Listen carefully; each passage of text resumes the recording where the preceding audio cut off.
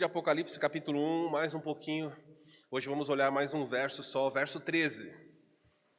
Estou tentando fazer como eu diria, talvez o mais rápido possível, mas há tanto conteúdo, há tanta informação nesses textos, que nós temos que dar atenção a cada um deles com calma. Diz assim, eu vou ler o verso 12 e 13, mas vou expor só o 13. Voltei-me para ver quem falava comigo e, voltado, vi 7 candeeiros de ouro, e no meio dos candeeiros um semelhante ao Filho do Homem. Ele estava com vestes talares, cingido à altura do peito com uma cinta de ouro. É até aí onde nós vamos nessa noite, vamos olhar um pouquinho a respeito dos ofícios de Jesus, porque ao introduzir o livro de Apocalipse, João vai dar tempo para descrever a visão de Jesus. Semana passada nós vimos que ele olhou e ele deu atenção aos 7 candeeiros, aqueles 7 candelabros, 7 instrumentos de ouro que estavam em volta. E não falou nada sobre quem estava no centro, e nós sabemos que a pessoa de Jesus que está no centro, e agora depois ele descreve os candeeiros, ele foca na pessoa de Jesus. E ele vai descrever a sua primeira visão. Ao longo do livro ele vai ter várias visões, essa é a primeira. Ele então, de pronto, vê Jesus, e essa visão, no início, já quer nos ensinar coisas importantes. E hoje nós vamos aprender os ofícios de Jesus, e que Jesus, além de Deus, o que ele é. Os ofícios, a verdade central diz aí, os ofícios de Jesus devem produzir reflexão em sua igreja. Quando você sabe o que Jesus é, ou o que Jesus faz, você deve então ter uma reflexão um pouco mais acurada e um pouco mais sensível sobre o que ele espera de você. É importante que quando você está lendo a Bíblia, quando você lê a Bíblia na sua casa, não, por favor, eu insisto com isso, não tenha pressa em correr. Cada palavra, a Bíblia fala que toda a Escritura é divinamente inspirada. Jesus falou que antes dele voltar, não passaria um tio, não passaria um pedaço, um ponto da lei. Então isso quer dizer para nós que as vírgulas foram inspiradas pelo Espírito Santo. Pedacinhos de palavra foram inspiradas pelo Espírito Santo. Não dá tempo de explorar isso nos domingos à noite, mas a Bíblia fala que um queraia pensa na letra T, tá bom? Então você tem a parte que está em pé e você tem a parte de cima. Só a parte, metade dessa parte que está na horizontal, isso seria um queraia. É um pedacinho de letra. Jesus falou, isso, a menor partícula de letra, ou um pedaço de uma letra, ou um tio, ou alguns dizem que era o iota, né? A letra I, não vai passar. Então, por que você tem que ler? Fiz minha devocional, li o capítulo inteiro. Meu Deus, um capítulo inteiro é um ano para você estudar um capítulo inteiro. Então, aprenda. Eu quero fazer domingo com você assim devagar, para que você olhe e faça perguntas para o texto. Há alguma promessa no que eu li? Há alguma repreensão que eu devo observar? Há algum estímulo à minha fé? Há alguma promessa? Então, você fazendo isso, você vai perceber que as suas devocionais, um versículo como esse, você pode passar a semana toda pensando, aplicando a sua vida, e você vai se consolidando verdades sobre verdades, tá bom? Então não tenha pressa, olha aí, vamos ver. Os ofícios de Jesus devem produzir reflexão à sua igreja. E hoje nós vamos ver o quê? Os ofícios de Jesus, é isso, e as implicações. Quais são os significados dela para a vida da igreja. Vimos a semana passada que João olhou para os 7 candeeiros. E quando ele fez isso, ele focou na sua função. O candeeiro tem a função, nós vimos lá, de iluminar. A igreja faz isso, por isso que é um candeeiro, um candelabro. A igreja também tem o seu valor. Vimos que a igreja foi feita de ouro. Isso ele quis dizer que a igreja foi comprada e purificada. Então a igreja é algo valioso, a igreja é valiosa aos olhos de Cristo e aos olhos do seu Deus. Deus Pai, Deus Filho, Deus Espírito Santo, Deus Trino, olha para a igreja com algo muito importante, de forma que quando alguém faz mal à igreja de Cristo, e quando eu falo igreja de Cristo não é a parede, os prédios, mas aos indivíduos que formam o organismo chamado igreja, Deus atua. Em Atos capítulo 9, um dos homens mais cruéis, no sentido de obstinado no desejo de destruir a igreja, Saulo de Tarso. estava perseguindo a igreja e matando pessoas, jogando na cadeia mulheres, sem ter misericórdia de crianças ou homens. Não tinha isso, porque ele entendia: estou fazendo um serviço para o meu Deus e vou extirpar da face da terra isso que é chamado igreja. Jesus aparece em Atos 9 para ele e diz: Saulo, Saulo, por que me persegues? E Saulo fica admirado com a pergunta, porque a essa altura, em Atos capítulo 9, não dá a perseguir Jesus. Jesus já tinha morrido. E por que então ele fala: por que você me persegue? Saulo estava perseguindo a igreja, e quem persegue o cabeça da igreja quem persegue o corpo, que é a igreja, persegue o cabeça. Então Jesus deixa muito claro: Paulo, você ao perseguir os crentes, você está me perseguindo. E Paulo pergunta: quem és tu, Senhor? E ele diz: eu sou o Senhor, eu sou Jesus, a quem tu persegues. A igreja é muito valiosa, cuidado. Não vou gastar tempo aqui. Em terceiro lugar, nós vimos aí que a igreja de Cristo, ela tem o privilégio da proximidade com Cristo. Você não pode, nesse instante, falar com uma autoridade aqui da cidade, ela não vai te receber. Mas você pode, nesse instante, falar com o Senhor da glória.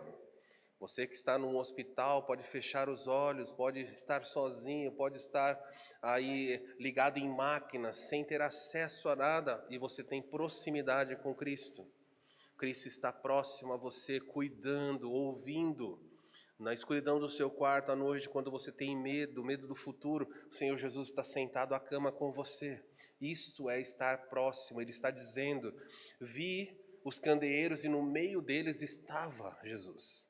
O Senhor Jesus está presente em nós e está presente neste culto dessa noite. Se você chega à igreja com essa dimensão de que Cristo está presente quando o povo de Deus se reúne, a sua reverência é outra, sua postura é outra, o seu louvor é outro. O fato de nós não termos a ideia muito nítida, avivada da presença de Cristo, nos faz sermos passivos. Qualquer um de nós nessa noite, se enquanto estivéssemos prestando culto, todas as pessoas aqui à sua volta desaparecessem, num instante, todo mundo sumisse, o chão começa a se encher de fumaça, uma nuvem tomando conta do chão. E toda a parede aqui, o teto da igreja desaparece, e atrás, nem em cima, você vê um alto sublime trono. E você olhasse e visse Jesus sentado ao trono. Como seria o seu louvor? Eu tenho certeza que não seria como você fez. Nenhum de nós cultuaria assim. Haveria temor, reverência, mas porque os nossos olhos não contemplam a presença de anjos neste local, não contemplam a presença do Senhor Jesus entre nós, o nosso culto é muitas vezes apático, distante. Mas esse texto, no início de Apocalipse, para dizer: Jesus está próximo à sua igreja, de modo que ele a protege, e depois tem implicações também para a igreja em relação a essa proximidade.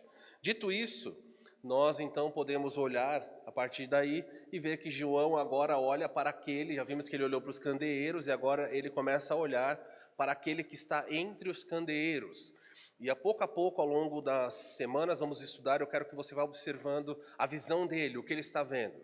E o texto diz: e vi no meio dos candeeiros, em pé, entre os candeeiros, os 7, lembrando que aqui 7 simbolizam as 7 igrejas do Apocalipse. Por que 7? Porque 7 era tido como um número de perfeito, completo. As 7 igrejas representam todas as igrejas, de todas as eras. Eu poderia parar uma semana para falar sobre as 7 igrejas e o entendimento de como as igrejas, até irmãos fiéis, entendem, mas isso talvez tire o nosso foco. O que basta você entender é que eram igrejas locais, físicas, que existiam no primeiro século? Sim.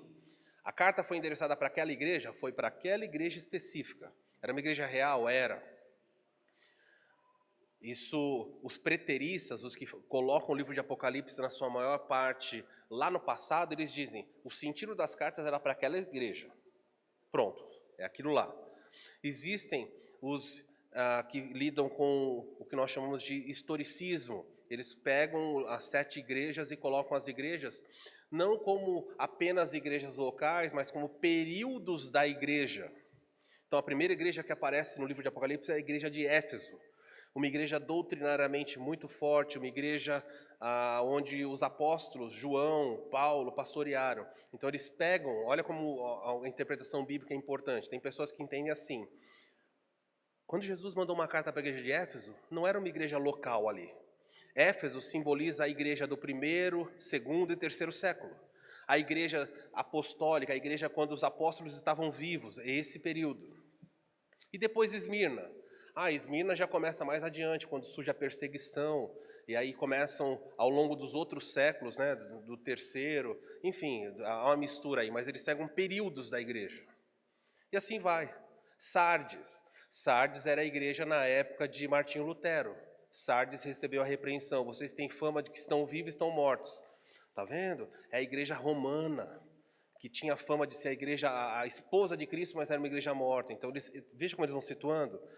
Filadélfia, uma igreja missionária. A igreja dos grandes avivamentos, tanto na Inglaterra como nos Estados Unidos. Então, eles começam a situar. E hoje, infelizmente, qual seria a igreja da atualidade? Laodiceia, a igreja morta. Então, eles falam assim que nós vivemos na igreja dos últimos dias.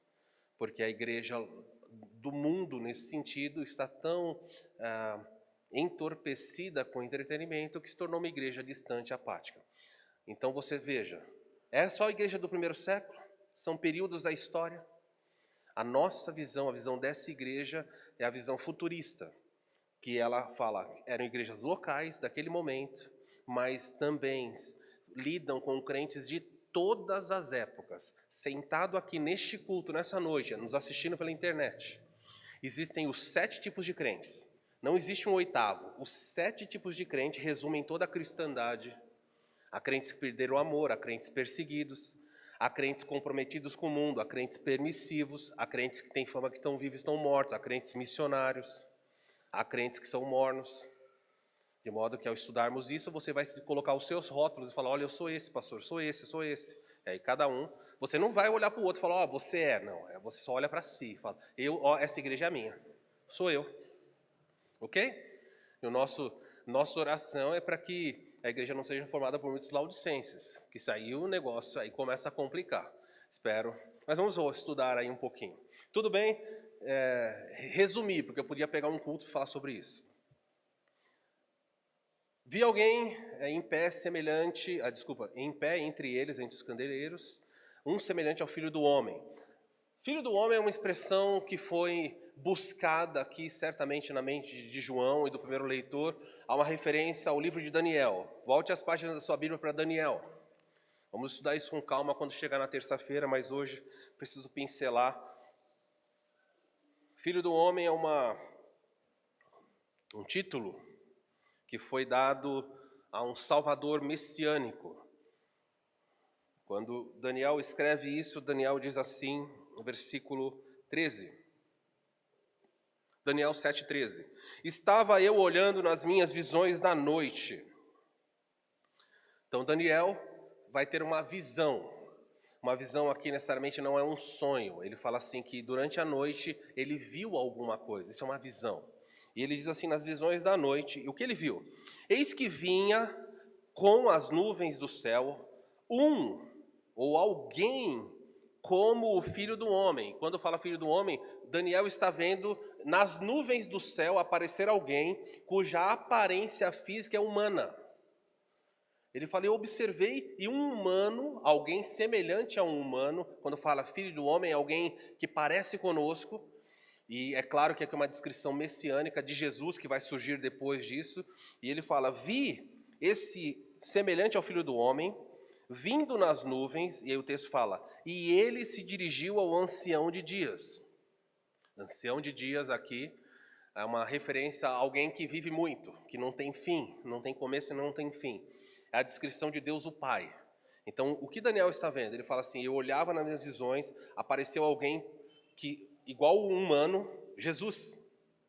E Jesus se dirigiu ao ancião de dias, ao Pai, Deus o Pai. Ele se dirigiu àquele que não tem começo e nem fim. Não é que Jesus tem começo e fim, mas é para separar os dois. Ancião de dias, o Deus o Pai, e o Filho do Homem, Jesus. Esse título é tão forte que foi o título que Jesus mais usou para si. Ele fala, o Filho do Homem não veio para ser servido, mas para servir.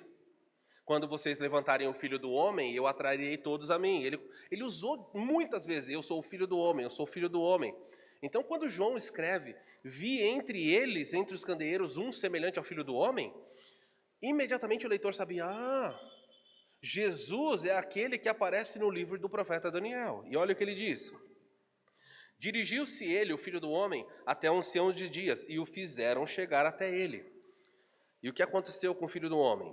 Verso 14, foi-lhe dado domínio, glória e o reino para que todos os povos, nações, homens de todas as línguas o servissem. E o seu domínio eterno, que não passará, e o seu reino jamais será destruído. De passagem, quiser marcar aí, esse texto é uma criptonita para o movimento, para os teólogos do amilenismo. Os amilenistas dizem que não vai existir um reino literal na terra, mas olha o texto está dizendo. Jesus chegou até o seu Pai e foi dado a ele o quê? O reino, o domínio e a glória. Da onde? Para que todas as nações... Espera aí. Só tem nações aqui na terra. E os homens de todas as línguas. Opa, ele está falando de etnias, idiomas. Ele está falando de algo aqui na terra. Foi dado a Jesus os reinos desta terra, deste planeta. É disso que ele está falando. Então isso não aconteceu. Vai acontecer. Um dia, Jesus reinará sobre todas as línguas, todos os povos. E o texto fala que o seu reino será um reino eterno. Eterno em que sentido? Ele começa aqui na história e adentra pelos séculos dos séculos sem ter fim. Quanto a mim, Daniel, o meu espírito, versículo 15, foi alarmado dentro de mim, as visões da minha cabeça me perturbaram. Cheguei-me a um dos que estava perto, e lhe pedi a verdade acerca disso. Então Daniel chega perto de um outro e pergunta, o que é isso que eu estou vendo? E sabe o que foi dito a ele? Não vou contar, você tem que vir de terça-feira para saber, e aí nós vamos estudar Daniel. Pode voltar para Apocalipse. Ok? Vamos ver pouco a pouco o que vai acontecer nessas visões. Mas veja, Apocalipse e Daniel vão se entrelaçando. João diz, eu vi entre os candeeiros um semelhante ao Filho do Homem. E o que acontecia? Ele vestia um manto comprido. Esse Senhor Jesus que aparece está vestindo um manto comprido. Outra versão de Bíblia, como é que aparece para vocês? Estava vestindo um manto que chegava até os pés. Outra versão. Vestes talares, ou seja, vestes talares aí é vestes compridas.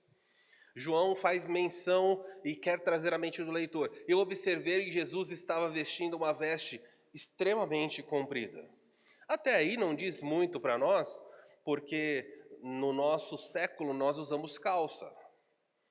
E as mulheres usam calça também, e vestidos, mas naquela época a roupa era mais ou menos padronizada. Algumas culturas, como os romanos, ou como os egípcios, ou como alguns países lá da região da Babilônia, eles usavam, o homem usava como um vestido, não é? Só que era mais curto. Eu vou mostrar para vocês, para nós entendermos aqui um pouquinho. Existiam vestes diferentes, então eu estou passando aqui, tá? Estou indo parte a parte. Já expliquei que é Filho do Homem, ele vestia um manto comprido. O que é isso aí, um manto comprido? Haviam diferentes vestes naquela época. Algumas dessas vestes eram usadas pelos sacerdotes comuns e outras eram usadas pelo sumo sacerdote, especificamente pelo sumo sacerdote. Por isso que eu digo que há muito detalhe aqui. Se eu voltar para Êxodo e falar sobre a roupa do sumo sacerdote, Deus vai descrever. Você vai fazer uma roupa assim, uma roupa comprida, e vai descrever como a roupa tem que ser. A roupa do sumo sacerdote deveria ser uma roupa azul. E ele descreve que no peito, na peitoral do sumo sacerdote, para ajudar vocês, ali atrás é o sacerdote comum, e aqui o sumo sacerdote, tá? Então, no peito do sumo sacerdote viria uma placa aqui de ouro, cravado com 12 pedras preciosas. As pedras seriam distribuídas aqui na ordem das 12 tribos de Israel. Então, o sumo sacerdote, ele carregava aqui o simbolismo no peito das tribos de Israel. E fora isso, ele tinha a sua veste, normalmente aqui nessa placa, ela abria para frente, existiam o Urim e o Tumim, que eram duas outras pedras aqui dentro. Quando os judeus tinham algum tipo de dúvida, a respeito de uma decisão a ser tomada e ninguém sabia o que fazer, o sumo sacerdote consultava a Deus, muitas vezes lançando sortes. E de repente, se saísse Urim ou Tumim, a resposta era decidida dessa maneira, ok? Deus tinha mandado fazer assim, não foi invenção humana. Pastor, então posso fazer na minha casa um Urim e Tumim? Não pode não, você não pode. Não pode. Eu posso fazer um cara coroa? Não pode, não tem. Na igreja moderna é diferente, lá era Urim e Tumim, aqui é cara coroa. Não, nada a ver, por favor. Se tivesse no Novo Testamento uma orientação para a igreja fazer isso, aí legal. A igreja fundada em Atos falou, façam na sua casa lá. Não, nada disso. Muito bem. Então essas são as vestes aí, e essas são as do sumo sacerdote. Então a veste do sumo sacerdote era um aparato mais bonito, feito de um tipo de tecido diferente, fios de ouro, a cor, Deus estabeleceu até a cor. Vocês vão fazer a roupa do sumo sacerdote com azul, e na roupa do sumo sacerdote haverão detalhes em roxo. E Deus vai colocando, vai combinando. Se você acha esdrúxulo, você reclama lá no céu. Mas Ele vai combinando tons de cor. E fala, você vai fazer fios de ouro nessa roupa. Então, o sumo sacerdote, ele quando ele andava, aquilo brilhava, era pomposo, era um negócio extraordinário. De passagem, quando os judeus se converteram no primeiro século e passaram a ir à igreja, o livro de Hebreus foi escrito inteiro para lidar com esse problema, na sua ampla maioria. Os judeus que estavam acostumados a ir num templo gigantesco de ouro, e tinha um sacerdote vestido com roupas esplendorosas, o judeu se converteu. Agora eu sou de Jesus Cristo. Onde é o culto? O culto é na casa ali, naquela casa. Ele olhava para o templo suntuoso e via um barraquinho. Ele falou, aqui é aqui. E cadê o líder aqui? Cadê o sumo sacerdote da igreja? Não, a gente não tem sumo sacerdote, a gente tem um pastor. Que bom. Cadê? O pastor entrava com a roupa rasgada, chinelo. Ele olhava o sumo sacerdote, o templo lá. Olhava o barraquinho aqui da igreja. E a roupa simples. Os judeus começaram a falar, não, Deus não pode estar aqui. Uma leitura que existe até hoje ou não? Você anda por uma rua, vê uma portinha aberta, bem pequenininha, e fala, Deus está aí. Imagina. Cuidado com a leitura. E os judeus começaram a abandonar, os crentes começaram a deixar a igreja e voltar para o judaísmo. No sábado, em vez de se reunir com a igreja, porque a igreja se reunia no templo, eles sentiam vontade de voltar para a pompa do judaísmo. E aí que a Bíblia vai falar, olha, é impossível que aqueles que uma vez foram iluminados, provaram o dom celestial e deram as costas, é impossível renová-los no arrependimento. O texto está falando de crentes que deram as costas.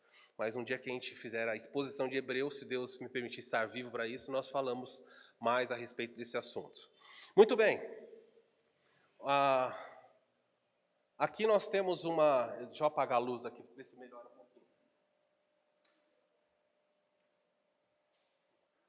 Obrigado. Moisés aqui é uma possibilidade do que aconteceu, tá? Da consagração de Moisés sobre Arão. Então aqui está mais bonito a veste do sumo sacerdote ainda. Então você vê Moisés, sacerdote comum atrás. Moisés, que não era sacerdote. O que Moisés era? Moisés era pastor? Moisés era sacerdote? Não, Moisés era um profeta. Então você tem aqui a veste de um profeta, você tem as vestes do sumo sacerdote, você tem a veste do sacerdote comum. Todos eles com a ênfase de que são vestes compridas. Mas isso todo mundo usava. Enquanto João fala, eu vi os candeeiros e Jesus estava no meio, e Jesus tinha uma veste comprida, isso não resolve a nossa questão. João precisa apontar alguma coisa o que ele quer dizer. Aqui nós temos as vestes dos sacerdotes e aqui a veste de um profeta, uma pintura de como seria aqui o profeta Samuel, ungindo Davi, o jovem Davi com seus 17 anos, para se tornar rei de Israel no lugar de Saul. Todos eles tinham vestes talares, vestes compridas.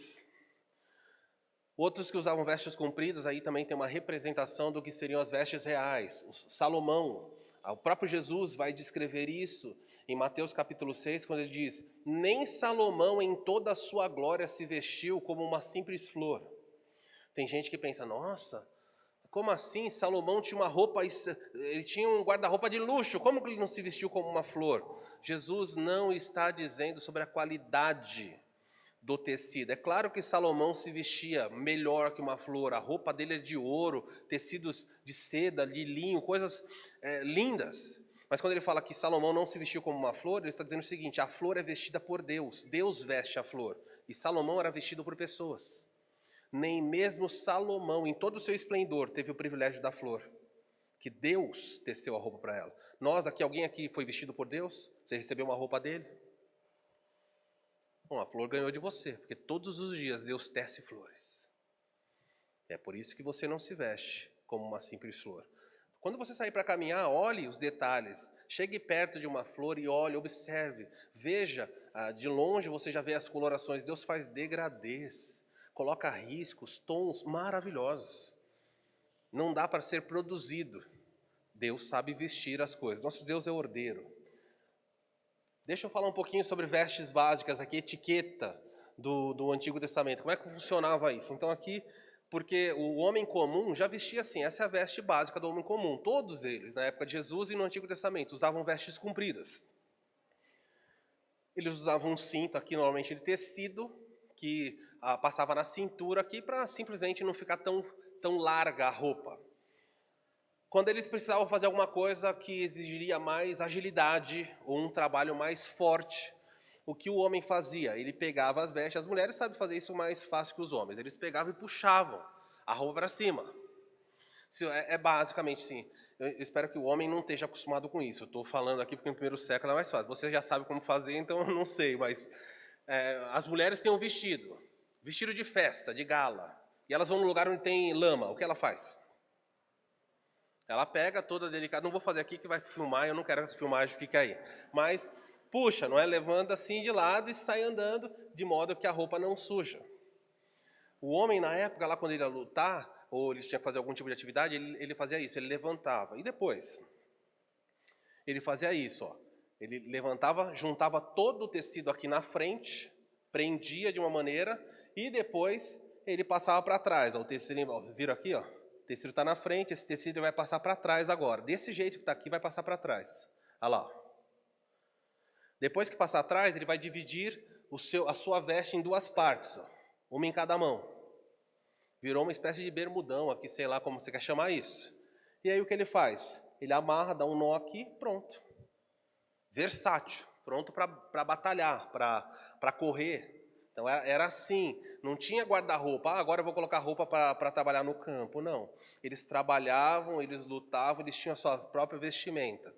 Os romanos viram desvantagem nisso, e os egípcios, então o que eles faziam? A roupa da pessoa, dos egípcios, dos gregos, já eram vestes curtas. Por isso quando você vê pinturas, vê quadros, vê esculturas dos romanos, dos egípcios, como é que você vê? Você lê a história de José, você vê aquela roupa curtinha. Quem que usa isso aí? Tipo aquela roupa escocesa, ok? Era assim que alguns usavam, mas já era próprio para a guerra. O do dia a dia não era assim que funcionava.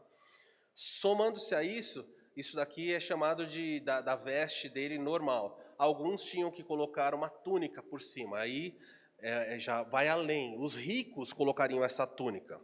Então aqui você tem aí o outro tipo, era um manto frouxo com mangas largas. Então você tem uma veste por baixo e por cima você colocaria um tecido cujas vestes seriam mais largas e bonitas. Neste caso específico, feito de seda. Se fosse feito de seda, deixa eu passar aqui para estar na mesma página que vocês.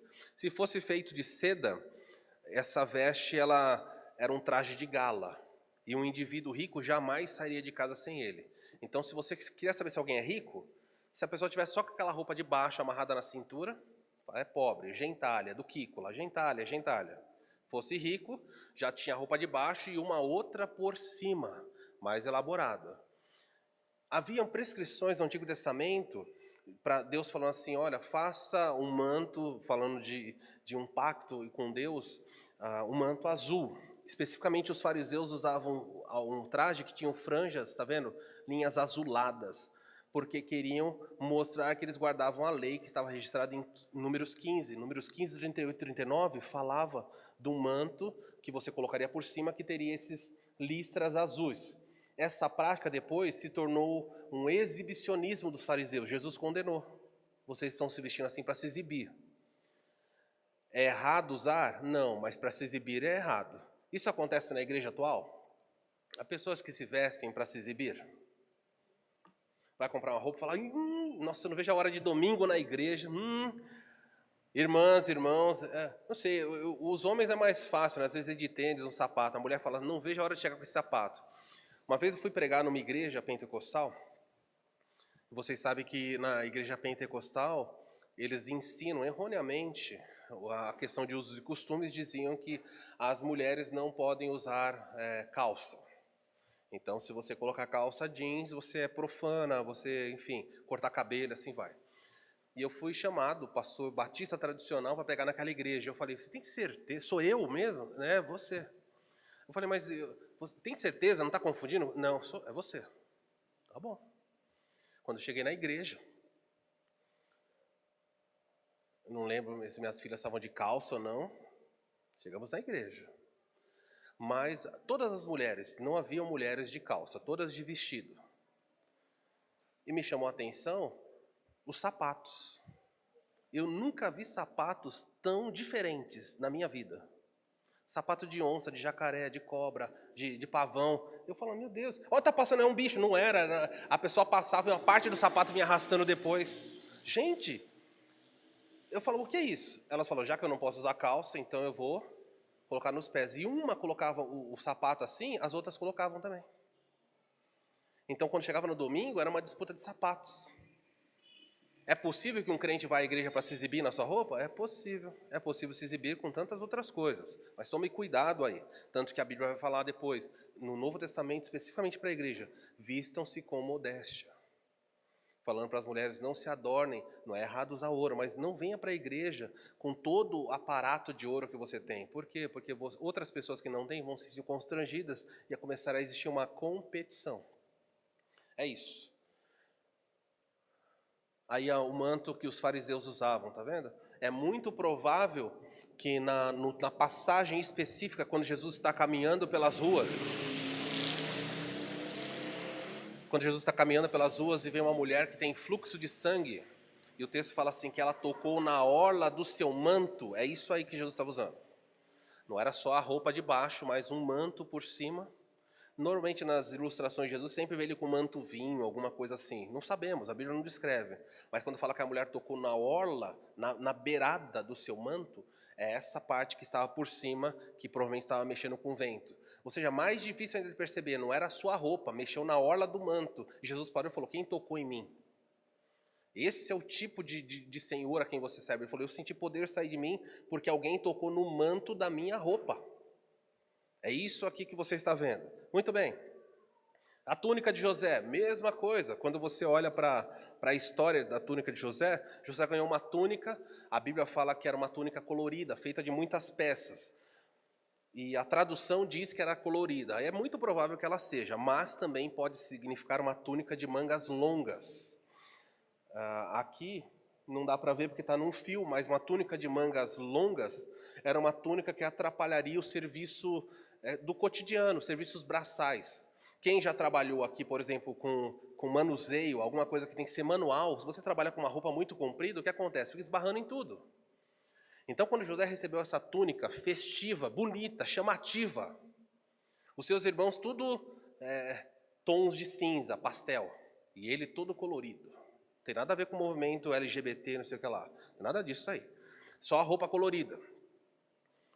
José, com essas roupas compridas, provavelmente não se envolvia em que atividade? Nas atividades pesadas. Seus irmãos ficavam contentes? Claro que não. Alguém em casa já deu desculpa assim, eu não posso fazer tal coisa porque eu acabei de fazer a unha. Já aconteceu na sua casa? Isso acontece. Estou dando das mulheres porque eu não sei qual a desculpa dos homens. Os homens dão desculpa assim. Eu dou desculpa em casa, não vou lavar a louça porque eu estou com dor nas costas. Então você inventa a sua desculpa lá. Mas o fato é que a roupa de José era um empecilho para o serviço. E nos leva a acreditar que José fazia o serviço mais tranquilo. A contabilidade do trabalho dos irmãos. Contava os feixes. Ó, vocês estão trabalhando pouco, vai pegar mais feixe. Os irmãos, ninguém vai gostar disso. Tudo bem? Fecha parênteses aqui.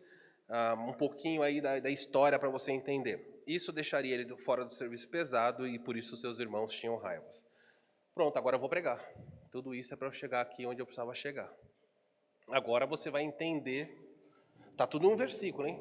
É só para você entender a visão de João. Ele viu Jesus com vestes talares. Todo mundo usava. Os sacerdotes, os profetas, os reis. Então isso não destaca. Mas há outra descrição. E aí agora nos ajuda. O texto fala que vi no meio dos candeeiros um semelhante ao Filho do Homem, dito em Daniel. Vestes talares compridas, Jesus estava, cingido à altura do peito com uma cinta de ouro. Essa é a parte que destaca do texto de tudo o resto que nós passamos aqui. Vocês viram que o homem comum não usava. Os homens, as pessoas, os trabalhadores comuns, os profetas, todos eles usavam um cinto como o homem usa hoje, um cinto nessa altura mesmo, aqui da cintura, para prender a sua roupa. Mas Jesus é visto com um cinto na altura do peito, o que é estranho de ver. E muito provavelmente nem era nessa disposição. Quando eu falo na altura do peito, é provável que esteja passando assim o cinto. Neste movimento aqui. Não no movimento na cintura, mas no movimento que saísse daqui e desceria cruzando todo o tórax aqui embaixo. Um cinto de ouro. Isso é para fazer menção da sua dignidade. Ninguém saía à rua com um tipo de veste assim. Alguém que recebesse o aparato de ouro nesse cinto, no peito, não era a função de segurar a roupa. Era a função de demonstrar a sua alta dignidade. Os reis faziam isso. O sumo sacerdote, que tinha um aparato de ouro no peito. E neste caso, quando você olha para essas funções, você vai descobrir que o texto quer descrever como Jesus é importante, a dignidade, a excelência dele. Mas há 3 ou 4 aspectos que nós podemos apontar. Eu vou apontar 3 a respeito da veste de hoje, e o 4º vai ter que ser para outra semana. Olha quais são os aspectos. O texto vai nos mostrar que Jesus, além de Deus, ele é um perfeito profeta. A menção das suas vestes aqui faz uma referência ao trabalho, à veste de um profeta. Isso é possível, hein? Então eu estou mostrando aqui o que pode estar na mente de João. Uma certeza absoluta tem. Pelo menos 2 aqui nós podemos apontar com muita precisão. Sumo sacerdote. A função que Jesus aparece como sumo sacerdote, alguém que está mediando dentro da igreja, que está no meio, isso aparece. Mas nós sabemos que Jesus é profeta, por quê? Olha as 4 funções aí, que essa imagem de Jesus descreve. Jesus daquela forma, ele aparece como um perfeito profeta, como sumo sacerdote, sumo aqui é o superior sacerdote, ele aparece como supremo rei e como justo juiz. Essas são as 4 coisas que podemos enxergar a partir desse desdobramento, a partir da sua veste. Vamos ver então Jesus como profeta, olha ali. Jesus como profeta é aquele que revela Deus. O profeta é aquele que chegava no lugar e revelava algo que ninguém sabia. Trazia à luz algum tipo de conhecimento. Essa é a função do profeta. E Jesus fez isso com excelência, porque ele é o perfeito profeta. Como profeta, Jesus comunica a verdade divina e revela o Pai à humanidade. Jesus vem ao mundo e vai revelar algo do seu Pai, e ele diz: ninguém viu meu Pai, mas o Filho unigênito que estava com ele está revelando. Essa é a função do profeta. O profeta anunciava bênção, mas anunciava também o quê? Juízo. O profeta chegava num lugar e anunciava: arrependam-se. Jesus pregou arrependimento. O profeta anunciava as bondades, lembrava as promessas de Deus. Jesus fez isso. Mas um profeta também anunciava juízo, dizendo: se vocês não se arrependerem, algo terrível virá. E Jesus cumpriu, ele era o perfeito profeta nesse sentido. Ele próprio é o verbo de Deus, é a revelação de Deus. E a suprema revelação de Deus para o homem. Olha alguns textos que mostram Jesus como profeta. Em Deuteronômio capítulo 18, versículo 15, Moisés alerta o povo de Israel. Nós estamos falando aqui, Moisés, 1400 anos antes de Jesus, olha o que Moisés diz para o povo. Moisés fala sobre isso dizendo: o Senhor, o teu Deus, levantará um profeta. Moisés fala isso. Um profeta no meio de ti, ou seja, no meio de Israel se levantará um profeta. Dos teus irmãos, como eu.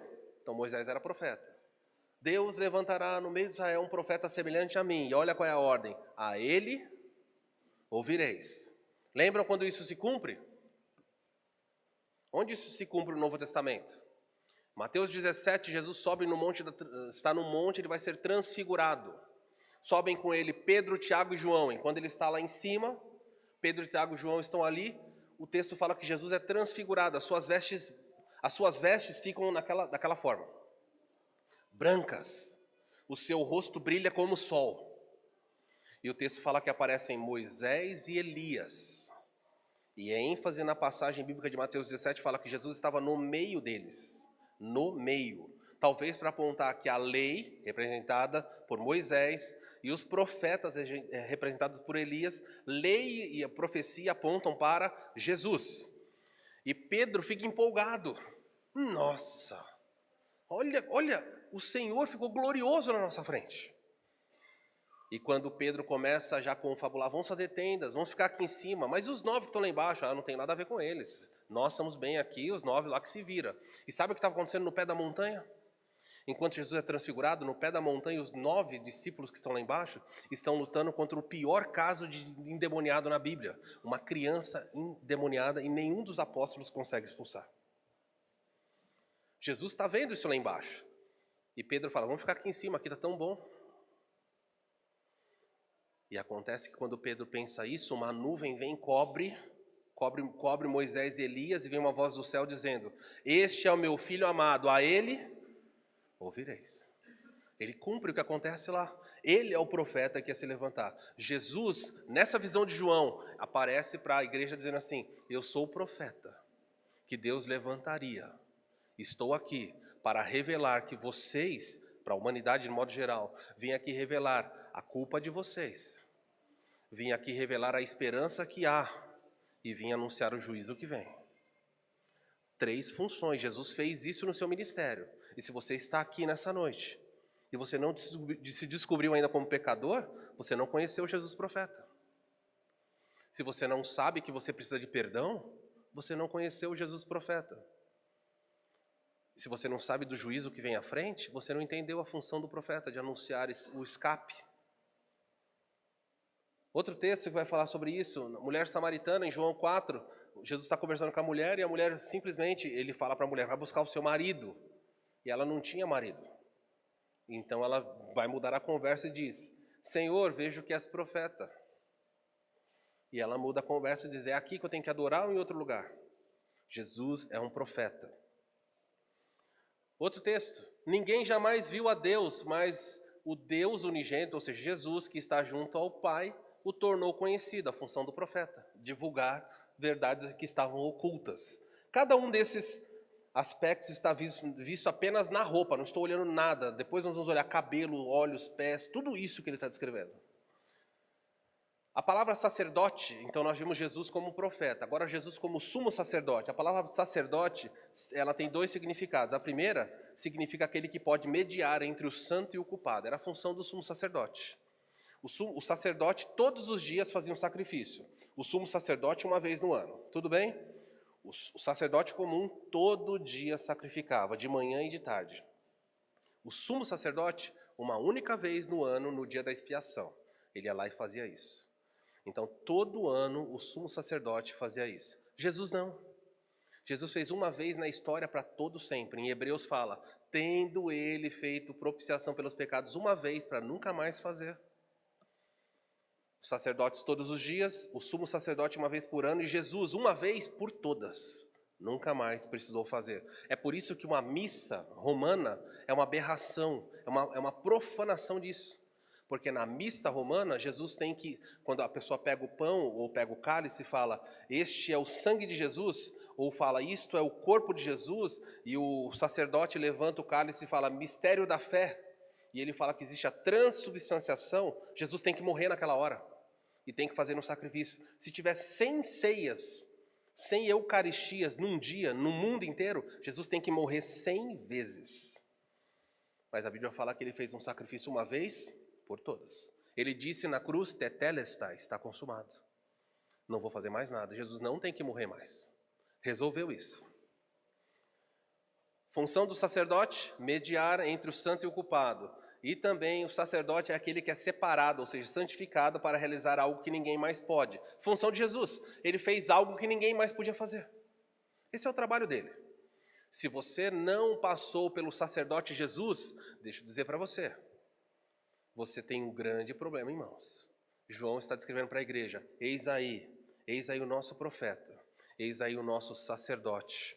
Se você ler Hebreus, fala assim que nós, o autor de Hebreus fala assim, porque nós temos um sacerdote que se compadece de nós, que conhece as nossas fraquezas, que foi provado em todas as coisas, mas nunca pecou. Hebreus capítulo 5, versículo 8. Então, quando você olha para Jesus, veja nele o profeta e veja nele o sacerdote, que foi separado para fazer mediação. Todos nós, sem exceção, culpados, condenados ao inferno. Você pode ser lindo, maravilhoso, culpado. Quando eu apresentei a Samara, bebê, culto de dedicação dela. Peguei a Samara nos meus colos, no meu colo tinha que fazer uma leitura de um juramento e lá eu comecei a ler. Essa é minha filha, pecadora, culpada, condenada ao inferno. O pessoal já começou na cadeira a se incomodar. Falei, mas eu achei que era um culto festivo, semelhante a mim, precisa do Senhor. E no final teve gente que ficou bravo. Falei, não, o que é isso? Como você pode falar que esse bebê cheiroso, bonitinho, é pecador? Eu falei, é pecador, condenado ao inferno. E se você não entende isso, se você não consegue enxergar isso, você não entendeu que um sacerdote faz mediação entre culpado e santo. Alguém tem que me colocar em paz com Deus, e Jesus é o único que pode fazer isso. Eis ele com a veste estalar. Outro aspecto aí, Jesus como rei. Daniel, acabamos de ler, foi-lhe dado o domínio, a glória e o reino, para que todos os povos, nações, homens e línguas o servissem. O seu domínio é domínio eterno, para que não passará, o seu reino jamais será destruído. Jesus é o rei. Em Lucas capítulo 1, versículo 32, o anjo aparece para Maria e destrói o sonho de qualquer mãe grávida. Toda mãe que fica grávida, quais são os sonhos? Qual é o sexo da criança? Vai ser menino ou menina? Segundo sonho, não sei se é sonho aí, mas vou arriscar. É um só ou é trigêmeos? Não sei. Em terceiro lugar, que nome eu vou dar? Aí fica escolhendo e tal. O anjo apareceu e falou assim, você vai dar à luz a um menino, o nome dele vai ser Jesus. Acabou. Não. Menino, não tem surpresa. O anjo nem fez suspense. Toca em trombeta, não. Vai dar à luz a um menino. E o nome dele vai ser Jesus. E o texto diz assim, o anjo Gabriel fala, e ele se assentará no trono de Davi, o seu pai. Jesus é rei. E sabe qual é a função de um rei? Reis são feitos para conquistar reinos inimigos, formando súditos ou punindo seus adversários. De modo que você sentado aqui nessa noite, só pode estar em um deles. Ou você é súdito do rei, ou você é inimigo e vai ser punido no momento certo. Não tem meio termo. Estou pensando que eu vou ser súdito ou adversário. Quando você olhar para Jesus com a veste estalar, Jesus é profeta, Jesus é sacerdote, sumo sacerdote, Jesus é rei. Todos esses aspectos estão envolvidos aqui. Nos próximos domingos nós vamos ver a função mais assustadora, porque é a função de juiz. Quando ele aparece com essa função, aí você vai entender o que um juiz precisa ter. Qual seria uma coisa assim essencial que... podem falar, uma coisa fala assim, todo juiz precisa ter, isso aqui é essencial. A autoridade, ele já tem, já delegaram para ele. O que mais? O que um juiz deveria ter? Como? Um juiz deveria agir com justiça. Mas como ele vai saber o que é certo e errado? Um juiz precisa de sabedoria. E aí nós vamos ver por que o texto fala assim que ele tem cabelos brancos. E os olhos dele é como? Esse homem vestido em pé na igreja, os olhos dele são, quando João olhou, falou, os olhos deles eram como chamas de fogo. Gente, isso daqui é assustador. Tanto que João vai ver, sabe o que vai acontecer com João? Você vai ter que vir no próximo domingo, nós vamos falar. O que vai acontecer? Quando ele olhou para isso, acontece uma coisa terrível com João. E sabe quem era João? Em relação a Jesus? Quem João era do grupo seleto de Jesus? Ele era o que discípulo? O discípulo amado ficou com medo. O discípulo amado, eu nem sei o que dizer para você. O discípulo amado olhou e falou, o que é isso? E aí nós vamos ver o que vai acontecer. Daniel passou pela mesma consequência. Quando Daniel contemplou, nem o filho do homem, mas quando ele viu um dos anjos em pé, e viu viu um anjo em pé e os seus olhos também brilhando, falando que os olhos dele eram como relâmpagos, sabe o que aconteceu com Daniel? Vem de terça-feira, eu conto para você. Até lá também não vai saber. Esses são fatos. Próximas semanas, o que eu quero que você aprenda aqui, as aplicações do texto são essas. O profeta Jesus veio revelar o juízo que aguarda os pecadores, o inferno. Espero que você escute esse profeta. Ele já veio. E ainda há tempo de ouvir o anúncio desse profeta, da culpa, do livramento e do juízo que vem. O texto fala de Jesus como sacerdote, veio para ser o mediador real, aqui o fazer mediação real do perdão, tirando culpa. Que Jesus possa ser para você o sumo sacerdote. Ele já fez isso na minha vida. Eu ainda peco, mas a culpa do pecado de Adão não tenho mais. Se eu morrer hoje é céu, sem nenhuma preocupação. Se você não tem essa certeza, vá falar com o sumo sacerdote Jesus. Ele está aberto. Nessa noite você pode falar com ele. 3. Jesus Rei veio conquistar súditos e conquistar os inimigos do seu reino. De uma forma ou de outra você vai ser conquistado por ele. Eu já sou conquistado. Estou em paz. A Bíblia fala em Filipenses, capítulo 2, para que ao nome de Jesus se dobre todo o joelho que há no céu, na terra ou debaixo da terra. E toda a língua confessará que Jesus é quem? Sabe que é um Senhor? Haverá um dia que só haverá uma pessoa em pé, e ninguém. Ninguém estará em pé ao lado dele. Nem Nabucodonosor conseguiu isso com a estátua dele. Tocou, ficaram em pé. Nesse dia falou que quando fala que todo joelho se dobrará, sabe quem vai se dobrar? Satanás e os demônios, todos vão se dobrar. Mas como assim? Naquele dia a Igreja Batista da Redenção, os salvos vão estar lá, dessa igreja? Vão. Eu vou me curvar e vou falar, Senhor Jesus, Tu és o meu Senhor.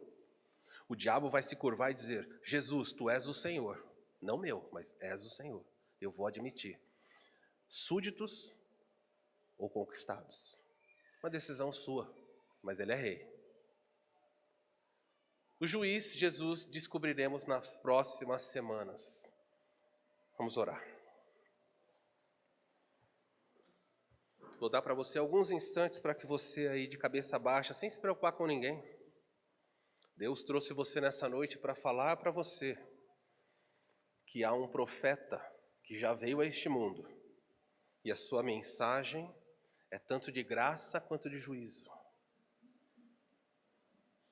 Deus trouxe você nessa noite para falar que há um mediador, há alguém que pode fazer com que você deixe de ser inimigo de Deus e passe a ser amigo. Jesus é aquele que pode remover a culpa e derramar graça. Mas se ele não fizer expiação na cruz por você, se o supremo sacerdócio de Cristo não fizer mediação por você, tenha certeza, no dia do juízo você chorará amargamente pelos séculos dos séculos.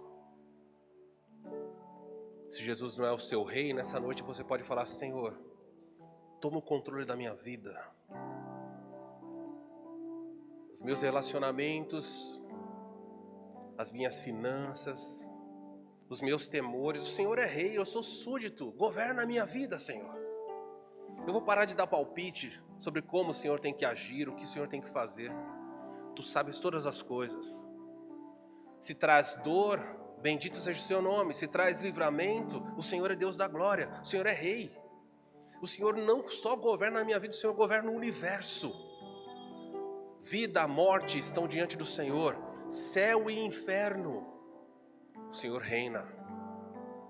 Eu não governo nada, eu não sei o que vai acontecer daqui a 10 minutos. Não sei nada. Reina, Senhor, reina. Justos são os seus caminhos. Suas obras são grandes, o Senhor é rei. E que nós possamos nos encontrar com o Senhor como nosso amigo e não como um juiz que vai nos condenar. Nessa noite, Senhor, visita cada coração, cada alma. Que cada um aqui possa, diante do Senhor, aproveitar a chance, porque vai alta madrugada e logo vem o dia em que todos vão prestar conta. Obrigado por essa noite. Obrigado pela sua palavra, ela é tão profunda. Nos desperta do sono. que nós possamos pregar ousadamente para os nossos familiares que estão em trevas, para as pessoas do nosso trabalho, que nós possamos aproveitar a liberdade que temos nesse país ainda, e que o Senhor faça a diferença através de nós. Bendito seja o Senhor pela oportunidade que nos dá todas as vezes que a sua palavra é ensinada. Glória ao teu nome, nós assim oramos em nome de Jesus. Amém.